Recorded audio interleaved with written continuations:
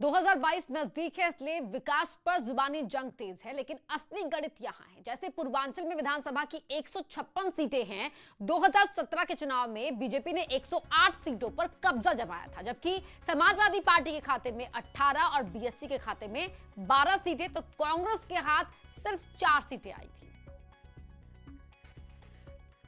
तो यूपी की सियासत में सत्ता हासिल करने के लिए हर छोटी बड़ी पार्टियां गुणा गणित में जुटी हुई हैं।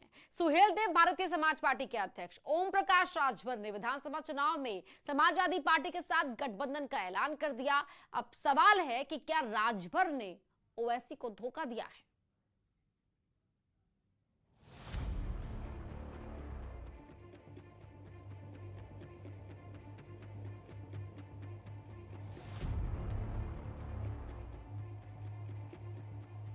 अखिलेश यादव के साथ ओम प्रकाश राजभर की मुलाकात क्या हुई? एआईएमआईएम के मुखिया ओवैसी की पतंग ही कट गई। 2022 में यूपी की जंग में 403 सीटों पर चुनाव लड़ने का दावा कर रही ओम प्रकाश राजभर की पार्टी अब समाजवादी पार्टी के साथ गठबंधन के साथ चुनाव लड़ेगी।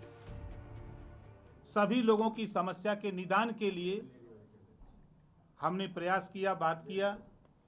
माननीय अखिलेश यादव जी ने कहा है कि आओ हम सब लोग मिलकर के इन मुद्दों पर हम लोग चुनाव लड़ा जाए, और मोर्चे में जो भी साथी आपके हैं हम सब लोग एक साथ मिलकर के चुनाव लड़ा जाएगा।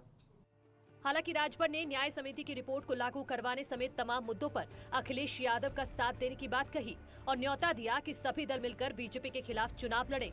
सीटों के बंटवारे के सवाल पर राजभर ने कहा कि अगर एसपी एक भी सीट नहीं देगी तब भी हमारा गठबंधन रहेगा। इस प्रदेश में भारतीय जनता पार्टी से कोई पार्टी लड़ रही है, मुकाबला कर रही है, तो वो है समाजवादी पार्टी।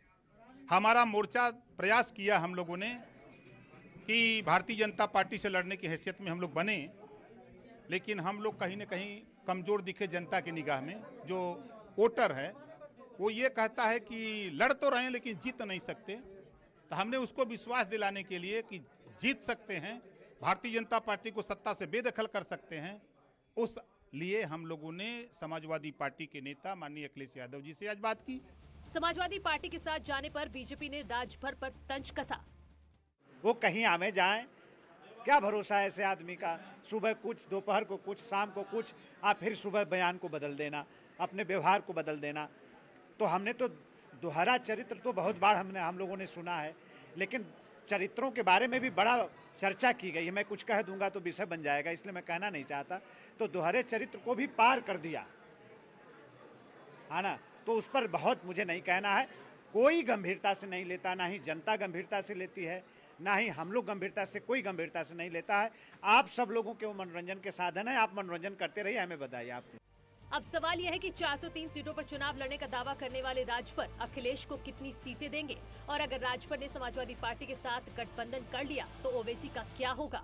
क्या राजभर को ओवैसी पसंद नहीं है, इसीलिए साथ छोड़ दिया? कई ऐसे सवाल हैं जिसका जवाब आना भी बाकी है।